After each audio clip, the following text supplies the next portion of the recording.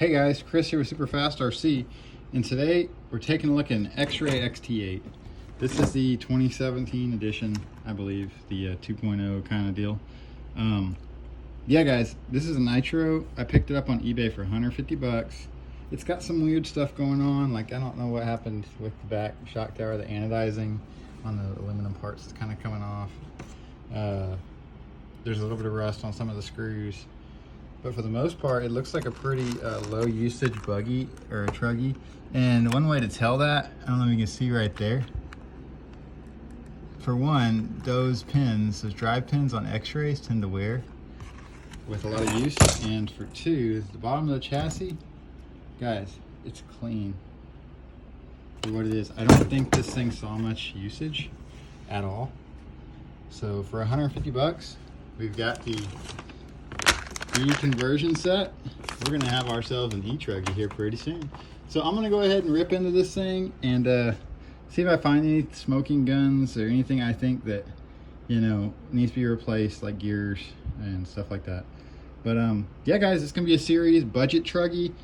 I've always wanted to do one of these budget builds. So yeah, we're gonna do it, and we're gonna do it on a budget. Okay guys, we're tearing down the rear differential right now.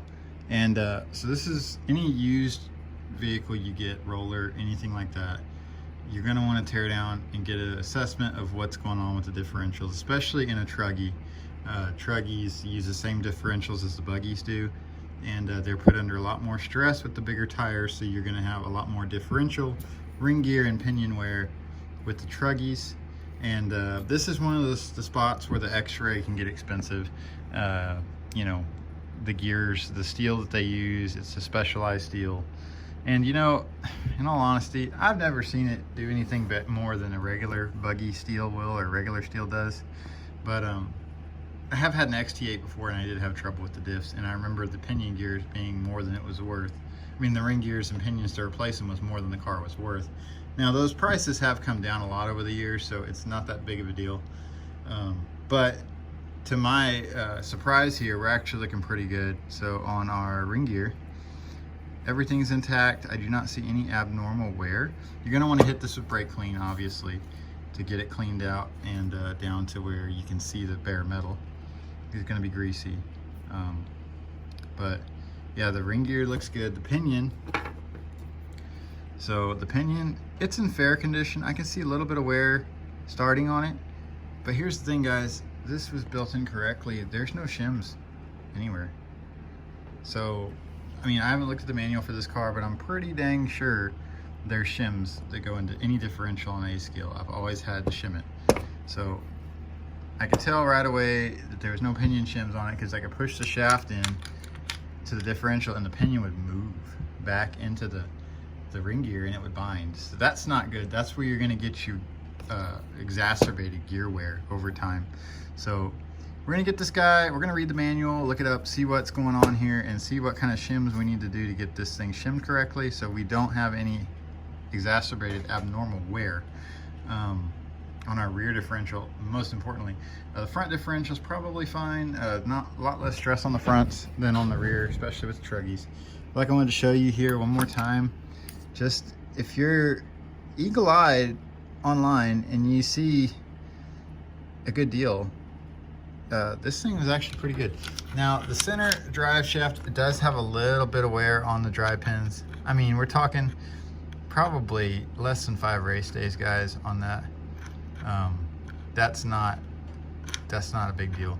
These Hootie pins, they wear pretty quickly. Same with my Associated, the B3, it's got the same kind of wear. So yeah. So far so good. We're gonna go ahead and finish this video for now, and we'll do another update probably tomorrow, and see what we're gonna do about these differentials and making sure that they are in good condition.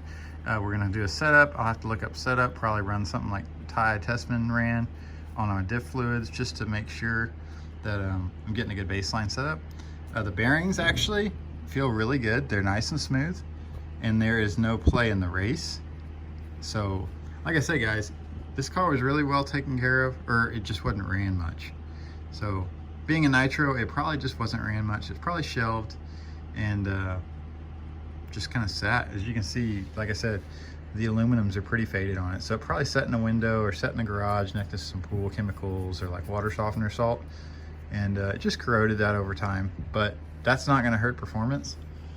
And this thing will be screaming here pretty soon. So anyways, thanks for watching. We'll see you in the next update. Bye-bye.